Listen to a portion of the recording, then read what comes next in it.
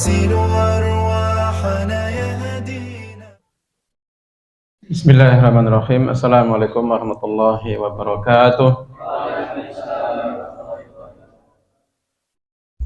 Nggak perlu terawang juga kelihatan semuanya.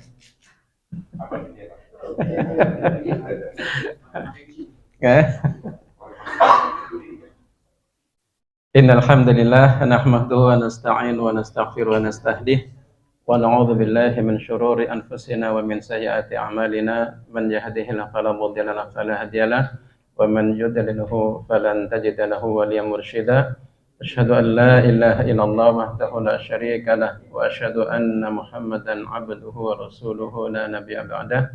Allahumma shalli wa sallim ala nabiyyina Muhammad sallallahu alaihi wasallam wa ala alihi wa ashabihi wa man tabi'ahum bi ihsanin ila yaumiddin. Wa ba'du. Wa nunazzilu minal Qur'ani ma huwa shifaa'un wa rahmatun lil mu'minin. Wa anna minnal muslimuna wa minnal qasitun. Wa anna minnas salihuna minnal qasitun. Sadaqallahu adzim wa sadaqa Rasulullah sallallahu alaihi wasallam. Ayyuhal hadirun, puji syukur kita tentunya kepada Allah Subhanahu wa taala kita dikumpulkan di sini. Di takdiran Allah Subhanahu wa taala kita bisa hadir di tempat ini dalam kondisi sehat. Mudah-mudahan kesehatan kita syukuri dengan senantiasa meningkatkan ketaatan kita kepada Allah Subhanahu wa taala, menjauhi larangan Allah Subhanahu wa taala. Dan tidak kalah pentingnya kita bersyukur pada Allah Subhanahu wa taala, kita diperkenalkan atau ditakdirkan menjadi muslim. Ya. Kita ditakdirkan Allah SWT menjadi muslim karena orang tua kita. Ya, betapa banyak mungkin saudara kita yang harus mencari. Kita nggak mencari. Kita lahir muslim. Nggak perlu syahadat. Alhamdulillah, karunia Allah SWT. Ini ibu-ibu nggak ada ya? Udah pada nikah semuanya?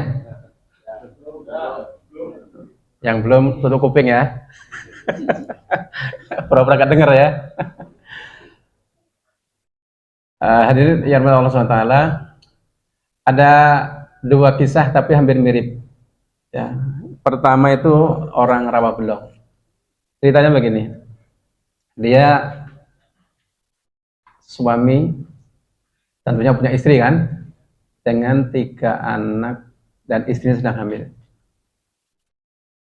Curhat di kantor mengatakan, ini saya punya punya istri, dengan segala macam argumen yang disampaikan, yang inti daripada keluhan suami itu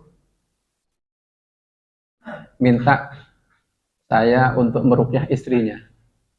Gitu.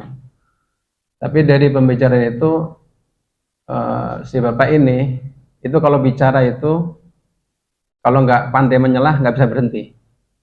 Terus ngomong tanpa koma kali.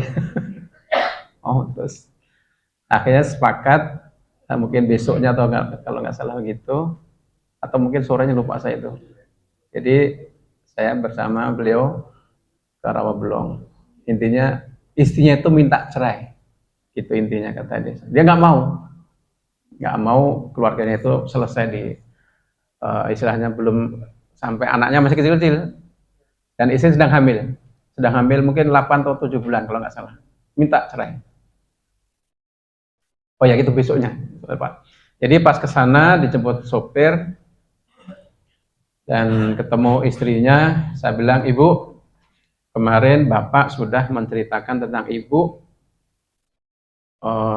bapak tidak menginginkan rumah tangga ini selesai. Jadi nggak boleh cerai lah gitu ya. Nah sekarang silahkan ibu menyampaikan tentang suami itu apa keluhannya selama perjalanan pernikahan ini. Ceritakan panjang lebar dari apa yang disampaikan istrinya ini. Jadi suaminya ini ternyata tipenya apa? Kalau sudah maunya itu nggak bisa, nggak harus. Dan kebetulan memang suaminya selain juga kalau kemauannya diturunin, dan memang kalau Jawanya itu sembodo itu ngomong oke, tapi juga duit oke. Maksudnya duit itu juga jor-joran. Kata sopirnya ini, bos itu Ustaz, kalau masalah duit nggak sayang, itu royal. Tapi kalau udah maunya, waduh, kalau nggak nahan ya begitulah gitu ya. Jadi selesai isinya apa yang menyampaikan keluhannya selama ini, saya bilang gitu, berarti bapak sebagai suami nggak istilahnya apa, tidak memahami bagaimana beratnya seorang istri di rumah, karena dia punya usaha itu di, kalau nggak salah di Papua gitu, apa ikan apa gitu yang hanya di sana itu adanya ikan itu, jadi ekspor impor kalau nggak salah, makanya duitnya banyak gitu. Duitnya banyak. Nah, ibu jadi kemarin itu bapak minta saya ke sini, intinya sih minta rukyah ibu, cuma kan saya nggak langsung rukyah saja. Kenapa kok sampai jadinya ibu itu minta cerai begitu. Nah, dari komunikasi yang kita temui itu intinya di rukyah. Kita rukyah, jadi rukyah berdua saja, ibu sama bapak. Nah, kita rukyah, kita bacakan ayat Quran, ayat Quran. Ternyata yang reaksi justru malah suaminya. Saya bilang, suaminya malah reaksi. Jadi itu terlepas ini ya, terlepas mungkin ada problem rumah tangga tersendiri, deh karena waktu duhur istirahat, saya disuruh makan dong, kasih jamuan udah disiapin gitu, bukan nemenin saya. Jadi suami ini harusnya kan nemenin saya makan ya, harusnya kalau sesudah apa itu lazimnya gitu ya. Istrinya ke atas istirahat mungkin kali ya, mungkin apa yang ngademin pikiran mungkin gitu. Setelah rukyah itu dan mungkin sedikit kita kasih masukan, bukannya saya ditemenin makan malah ngejar istrinya, ngomong lagi apa, mah jangan pisah terus begitu. Harus mendapatkan jawaban saat itu. Saya makan itu kesal juga gitu jadi. Waduh, ini saya aja baru sebentar aja pengen nabok aja nih orang nih. Gitu. Bu ya dikasih kesempatan dulu istrinya itu istirahat, mungkin diem dulu, temeninlah tamunya, kita kan tamu kan, atau ajak makan gitu. Nah pulang kan diantar sama sopirnya itu. Gimana, saya bilang ini, gimana istrinya nggak minta cerai kalau begitu? Saya aja baru sebentar aja nih ya, pengen nabok aja deh. Emang gitu Pak Ustadz, Bapak itu bos gitu. Jadi gitu. Kalau Bapak udah maunya itu, terus harus dijawab segera gitu.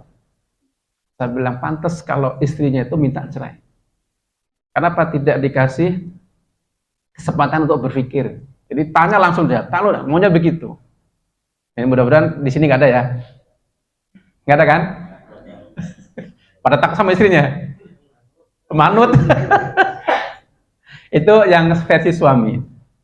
Jadi intinya mau merukyah istrinya, justru malah dia sendiri yang memang ada gangguan jinnya.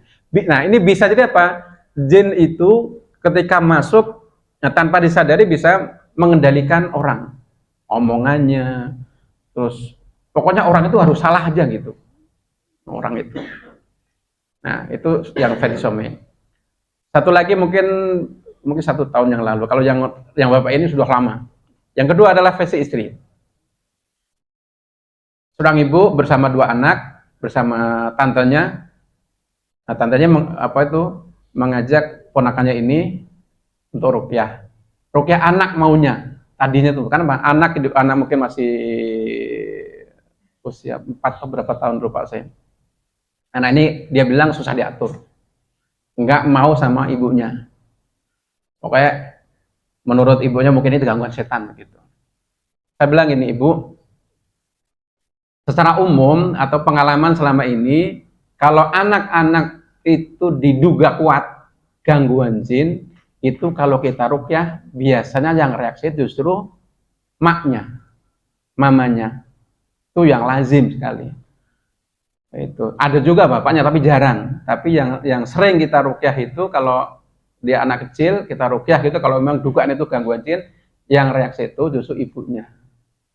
Nah ibunya ini, jadi ya hampir dengan bapak tadi. Jadi kalau ngomong itu terus nggak berhenti. Nah, saya bilang ibu, karena saya bilang yang reaksi itu ibu atau bapaknya, suami saya harusnya bisa ikut puasa, cuma hari ini belum bisa hadir karena mungkin harus ada tugas kerja gitu. Yaudah nanti kapan-kapan kita ketemu lah gitu ya. Ya udah, karena yang hadir di situ ya dia sama anaknya, yaudah anak sama ibu sekalian diruqyah. Jadi bukan, tapi kalau anak diruqyah nanti dia merasa itu tersudut. Nah, saya terdakwa padahal nggak kenapa-napa gitu. Ya udah kita ruqyah berdua sama ibunya, sama tantenya sekalian karena dia satu ruangan. Kita ruqyah, yang reaksi siapa? Ibunya, benar tuh, reaksi itu. Ya, reaksi. Saya bilang, tuh kan bener kan Bu, yang reaksi justru bukan anak itu, malah ibu sendiri. Nah, kita tanya tanda-tanda gangguan jin itu, salah satunya adalah emosi yang kadang-kadang loss. Emosinya itu benar loss gitu. Artinya apa? Nggak peduli siapapun di depannya kalau udah salah, atau mungkin kalau karakternya karakter NPD. Jadi egoisnya yang meluap-luap gitu. Dan ke belakang, kita runut ke belakang itu, ternyata ibu ini memang karakter orang tuanya juga mirip-mirip dengan dia. Nah, makanya bisa jadi itu menjadi dalih syaitan itu masuk di fisiknya, sehingga tanpa disadari orang itu berbuat sesuatu yang sepertinya karakternya, tapi ternyata apa? Ada peran setan di dalam fisiknya. Beberapa kasus saja, walaupun tidak semuanya, tapi beberapa kali kita menemukan hal demikian. Itu.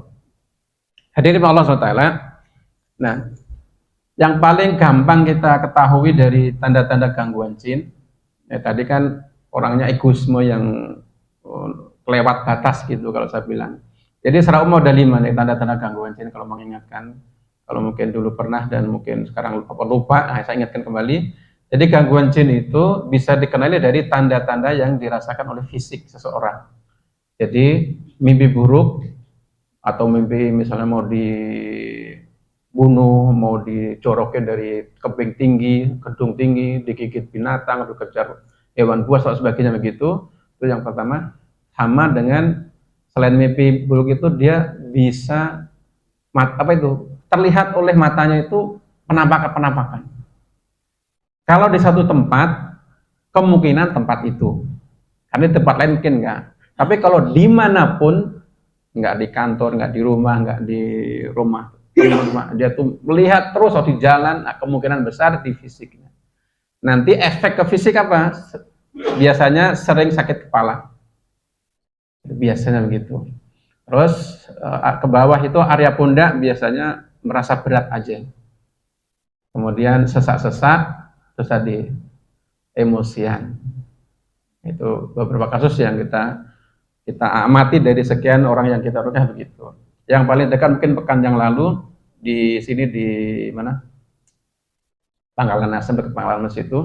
Jadi seorang suami istri, ini tolong diperhatikan. Jadi dia sebelum rumah itu kontrakan, ya sebelum di sini kita itu ngontrak di Cempaka Putih. Itu rumah memang katanya bukan rumah dukun, tapi rumah ini tadinya rumah tukang pijat tunanetra. Nah, tunanetra itu nggak pernah menyalakan lampu, gelap terus. Ya saya bilang gitu, ya kalau nyala pun dia juga nggak lihat. Tapi katanya lampu nggak pernah nyalain. Jadi gelap terus, jadi terus itu lembab. Udah itu masuk gang Pak Ustaz. Nah, selama kita di situ, itu males untuk beribadah. Udah wudhu nih ya, itu nanti nggak tahu kemana gitu jadinya. Bukan sholat gitu. Jadi itu kita nggak tahu Pak Ustaz, pokoknya males aja. Nah, terakhir kita mau pindah ke sini waktu bulan awal Juli kemarin ini, akhir-akhir itu isi minta pindah ke sini. Tapi pas sampai rumah gitu, dia pengen balik lagi tuh. Dan apa ya? Kayak aneh begitu. Nah, sebelum saya ketemu itu, jadi ketika hari dijanjikan itu kita nggak jadi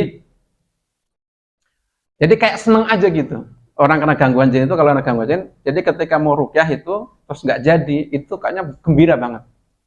Udah ya, emang Ustaznya nggak bisa kali, nggak apa-apa gitu. Terus kedua jajan lagi, ternyata gagal lagi, itu juga kayak seneng gitu. Saya bilang, soalnya ada kasus begini, saya bilang gini ya, ibu atau bapak, ada kasus, jadi orang itu pengen sama temannya ruqyah, Jadi dia tuh cari alasan supaya tidak jadi. Nah, terus pas hari hanya itu jadi, saya nggak punya alasan Pak Ustadz. Dalam pikiran saya itu, nanti kalau kamu di rukyah itu, nanti kamu dibanting, dicekek, pokoknya di apalah gitu ya. Jadi takut. Nah hari ini saya nggak bisa punya alasan gitu. Kemarin tuh nggak jadi tuh seneng banget. Ustadz kok tahu? Kan ada kasus yang sama. Begitu kemarin juga jadi Ustadz, isi saya itu ketika Ustadz nggak jadi ke sini, kayaknya tuh seneng banget. Kemarin juga begitu. Nah hari ini kan nggak bisa. Udah Ustadz nggak jadi juga nggak apa-apa gitu. Jadi pas kita tadinya mau rukyah anaknya juga. Anaknya tuh masih ibadah. Katanya sulah untuk jadi sholat itu susah begitu. Ya udah dirukyah aja semuanya, ayah ibu. Kita rukyah yang reaksi siapa? Ayah ibunya. Anaknya nggak ada apa-apa. Jadi, nah ciri-ciri yang dialami kedua suami istri ini, salah satunya tadi di tempat yang tadi itu bawaannya malas untuk ibadah. Kemudian kalau suami istri biasanya cekcok yang tidak logis. Jadi saya bilang begitu, sering nggak misalnya bilang A tapi dengarnya B begitu. Nah itu sering Pak Ustadz. Kita ngomong pelan, katanya saya bentak-bentak. Saya ngomong begini, yang didengar, yang ditanggapin yang lainnya. Gitu. Jadi suka, kok begini tanggapannya? Nah, gitu. Itu biasa begitu. Dan itu beberapa kali kita menemui semua istri yang kena gangguan jin, itu seperti itu. Nah, jadi kalau di antara jamaah sekalian, ada tanda-tanda ini mungkin saja. Jadi kami tidak memastikan, tapi mungkin saja. Gitu ya. Nah, apakah ada tanda-tanda itu terus kemudian dilakukan terapi rukyah reaksi? Belum tentu. Ya, belum tentu. Nah, jadi gini, ada misalnya gangguan apa tanda-tandanya ada. Terus di rukyah tidak kenapa-napa. Kira-kira gimana kesimpulannya? Bebas? Nah, yang perlu diperhatikan, jadi reaksi nggak reaksi itu tidak masalah. Ya. Yang penting apa Quran kita dengar dengan seksama, dengan baik sampai tuntas. Nah, jadi kalau nggak reaksi kita bersyukur pada Allah Taala, berarti tidak ada kaitannya penyakit yang berhubungan dengan gangguan jin atau sihir. Tapi kalau reaksi misalnya, oh berarti penyakit saya ada nih. Nah, karena apa? Mungkin selama ini saya ada keluhan tapi secara medis mungkin tidak, alat itu tidak detect, atau dokter juga mungkin ada tanya ini kenapa dia begini. Itu bisa begitu. Oh penyakitnya ketemu. Karena beberapa kasus begitu. Kita sudah ke dokter ini, ke rumah sakit ini, ke rumah sakit itu, ketahuannya pas mungkin ikut nganter rukyah atau mungkin dengar ayat Quran gitu. Itu bisa jadi seperti itu. Seperti mungkin dulu ada di sini kan ada di 5 sini ya. Nah, ini kan di 5 sini itu kalau ke rumah sakit itu harus nginep 2 pekan. Sakitnya apa? Darah rendah secara medis. Nih. Masa darah rendah harus ngamar begitu kan. Jadi agak aneh begitu. Nah, suatu ketika di rumah sakit Yarsi, abangnya sore hari itu membaca Al-Ma'thurat. Ya, doa pagi sore, pas baca ayat kursi, itu adiknya itu reaksi. Reaksi dan ngancem. Ngancemnya gimana? Kamu cuma sekian orang, saya di dalam ini banyak gitu kan. Wah, jadi kakak abang itu, wah, saya takut juga Pak Ustadz. Gitu. Kan di dalam tubuh 1 orang. Jadi diancam begitu takut ya. Nah, saya dihubungi, saya datang, karena dulu saya di Cempaka Putih sini, saya datang, saya baca ayat rukyah dan benar reaksi. Itu bukan murni darah rendah. Dari sampai akhirnya udah nanti setelah ini sepekan kemudian kita rukyah lagi dan masih reaksi. Dari sekian pertemuan itu anak ini memang cakep wajahnya. Ternyata disenangi sama guru spiritualnya. Sebetulnya guru ngaji tadinya gitu, tapi mungkin anaknya cakep jadi harus mau dimiliki lah intinya begitu. Dan setiap ada yang dekat dan mau nikah itu ada aja problemnya. Yang terakhir yang sebelum akhirnya pisah apa nggak jadi itu, pas akhirnya jadi nikah itu, Ustadz kita itu naik motor cuma 60 lah kecepatan gitu.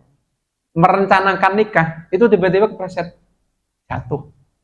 Kita kan pelan gitu dan dia tuh nggak sampai ngebut-ngebut tuh nggak tahu lah pokoknya jatuh aja gitu.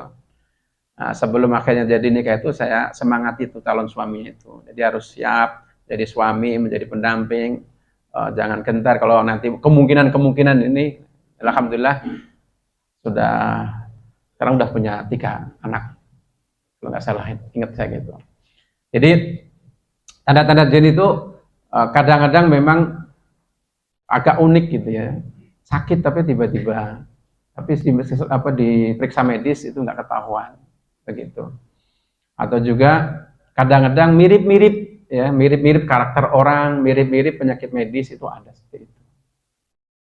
Sebelum dilanjutkan, udah 1/4 ya, kurang 1/4. Ada pertanyaan sebelum dilanjutkan?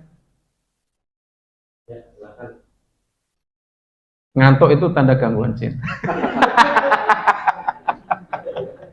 Enggak. Harus diruqyah. Emang. Ruqyah ya? Oke deh. Stop sini, bersap sini. Ayo. Bersap. Kalau tidak mau berarti ada gangguan. Bersap. Ya.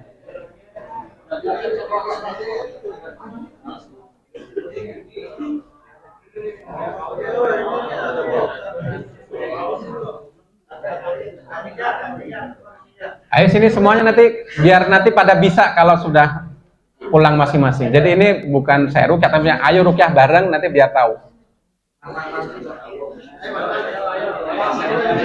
Ya.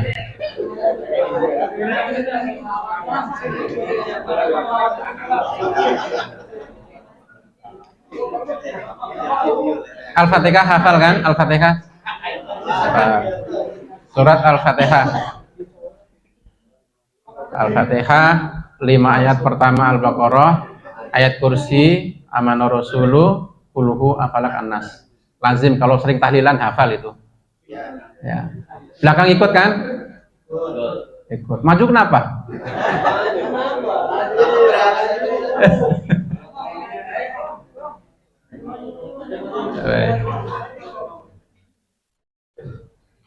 Waktunya terbatas ya.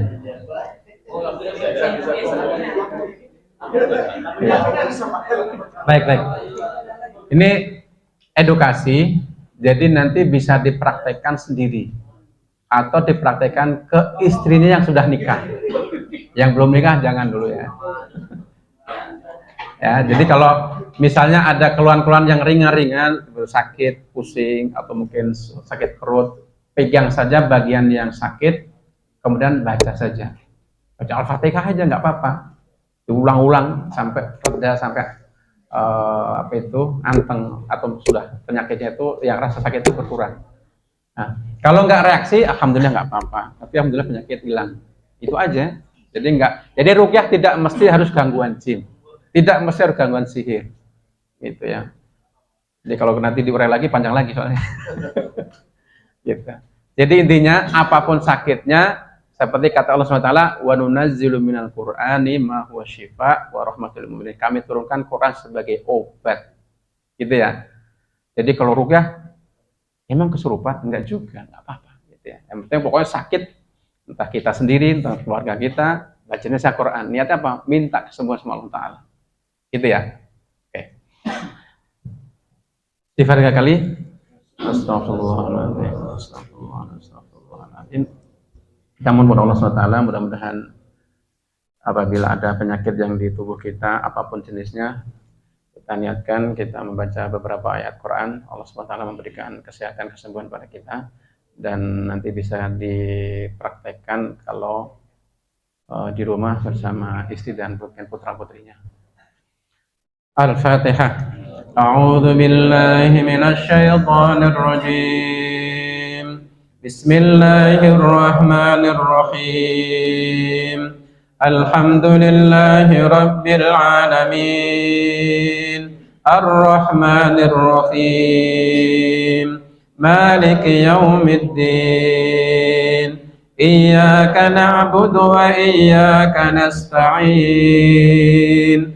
Ihdinas siratal mustaqim. Siratal ladzina an'amta 'alaihim ghairil maghdubi 'alaihim waladdallin. Pegang kepala. Nah, ini. Tahan kepala. Oh, mau minum dulu. Jadi keder ini. Nih.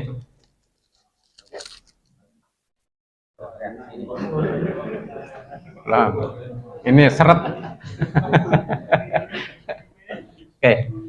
Mudah-mudahan kalau kita pusing, kita bacakan Al-Fatihah, mudah-mudahan kepala kita ringan, rasanya nyaman buat berpikir, ringan dan sebagainya. Baca Al-Fatihah lagi ya. Bismillahirrahmanirrahim. Alhamdulillahi rabbil alamin. Ar-Rahmanir-Rahim.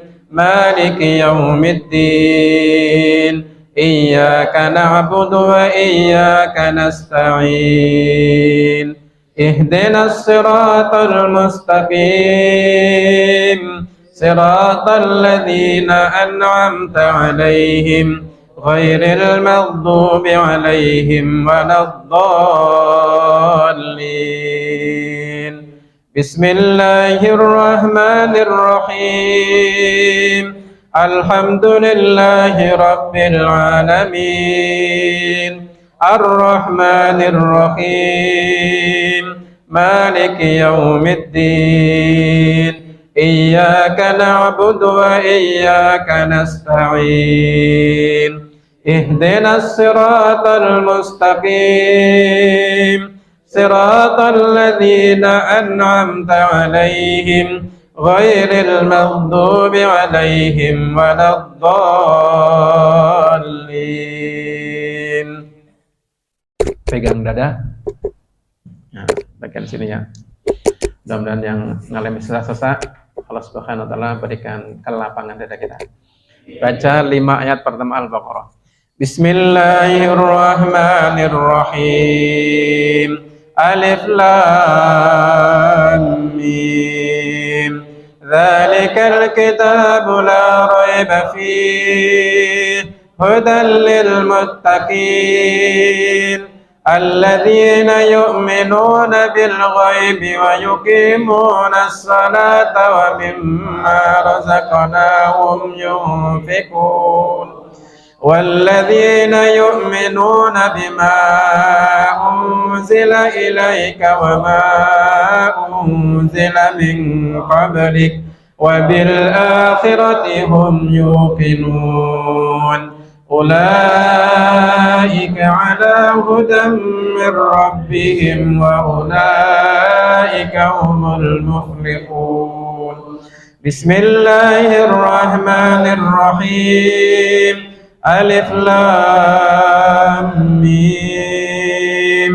ذلك الكتاب لا ريب فيه هدى للمتقين الذين يؤمنون بالغيب ويقيمون الصلاة ومما رزقناهم ينفقون والذين يؤمنون بما أنزل إليك وما أنزل من قبلك وبالآخرة هم يوقنون أولئك على هدى من ربهم وأولئك هم المفلحون.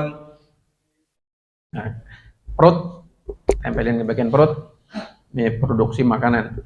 Mudah-mudahan khusus kita sehat dan apapun yang ada di perut ini sehat dan bekerja dengan semestinya dan bisa memberikan kita sehat insyaallah. Baca ayat kursi ya.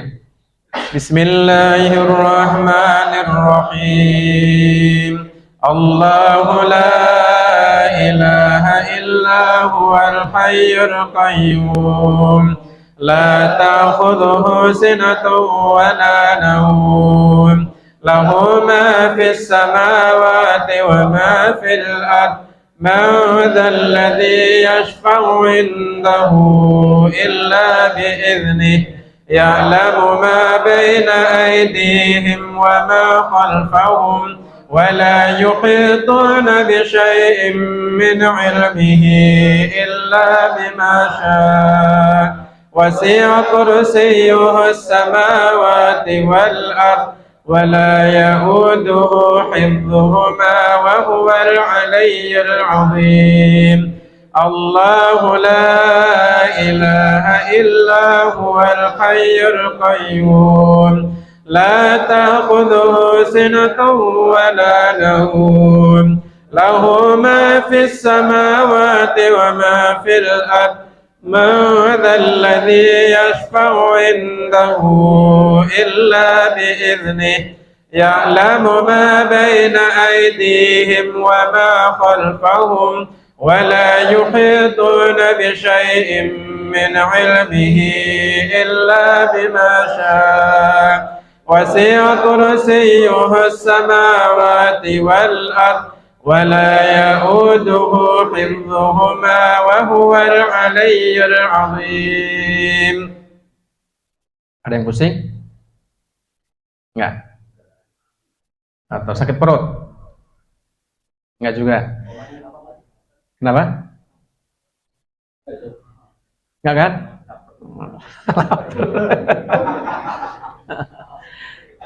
Menghadap ke sana semuanya. Menghadap semuanya. Menghadap ke sana. Sedekah sebentar, tangannya ke depannya, pundaknya. Ya. Sedekah. Ntar gantian. Ya, pijit sebentar ya, pijitin sebentar.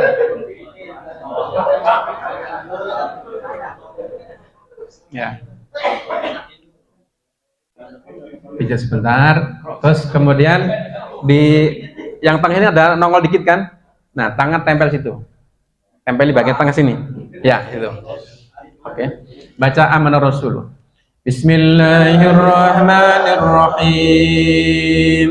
Amanar Rasul bima unzila ilaihi min rabbih wal mu'minun. Kullun amana billahi wa malaikatihi wa kutubihi wa rusulihi la nufarriqu baina ahadin min rusulihi wa qalu sami'na wa ata'na ghufranaka rabbana wa ilaikal masir. La yukallifu Allahu nafsan illa wus'aha laha ma kasabat wa 'alaiha maktasabat. Rabbana la tu'akhidhna in nasina aw akhtana. Rabbana wa la tahmil 'alaina isran kama hamaltahu 'alal ladzina min qablina. Rabbana wa la tuhammilna ma la taqata lana bih wa'fu 'anna waghfir lana warhamna anta maulana fansurna 'alal qaumil kafirin. Balik kanan, gantian.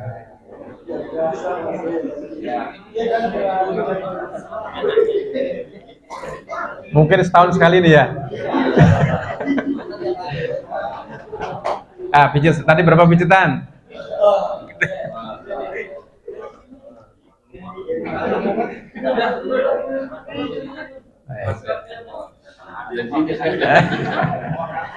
Baik, pijat tengah hadir ya. Lagi baca amanah Rasul ya. Bismillahirrahmanirrahim. Amanar Rasul bima unzila ilaihi min rabbih wal mu'minun. Kullun amana billahi wa malaikatihi wa kutubihi wa rusulihi la nufarriqu baina ahadin min rusulihi wa qalu sami'na wa ata'na ghufranaka rabbana wa ilaikal masir. La yukallifu Allahu nafsan illa wus'aha laha ma kasabat wa 'alaiha maktasabat. Rabbana la tu'akhidhna in nasina aw akhtana. Rabbana wa la tahmil 'alaina isran kama hamaltahu 'alal ladzina min qablina. Rabbana wa la tuhammilna ma la taqata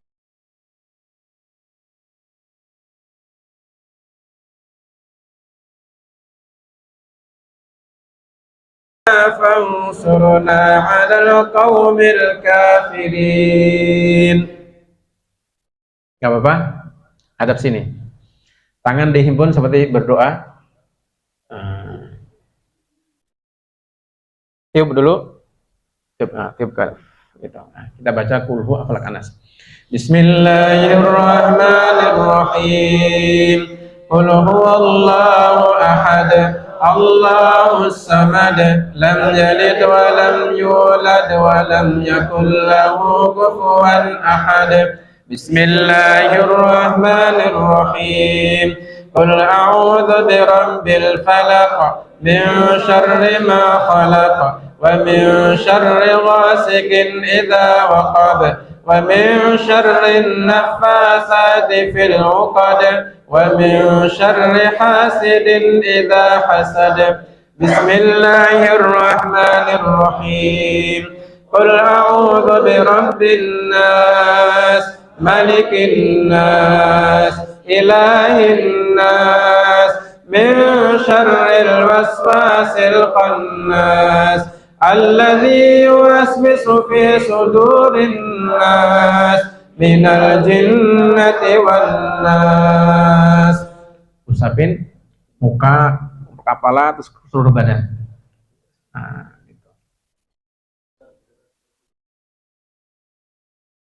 Itu nanti kalau misalnya kita sendiri sakit itu baca, pegang aja kepala atau kalau sakit bagian mana yang sakit pegang, baca Al-Fatihah. Kalau mau tidur kan baca Qul Falaq Anas itu ya, baca tiup terus usapin gitu. Itu simpelnya begitu. Jadi kalau nggak kenapa-napa, alhamdulillah. Jadi ruqyah tidak mesti gangguan jin atau sihir. Kita sehat, kita suntuk, kita capek baca Quran atau dengerin Quran. Jadi itu menjadi apa? Obat. Gitu. Cukup? Jam 1. Dibatasi waktu. Hadanallahu wa iyyakum ajma'in. Assalamualaikum warahmatullahi wabarakatuh.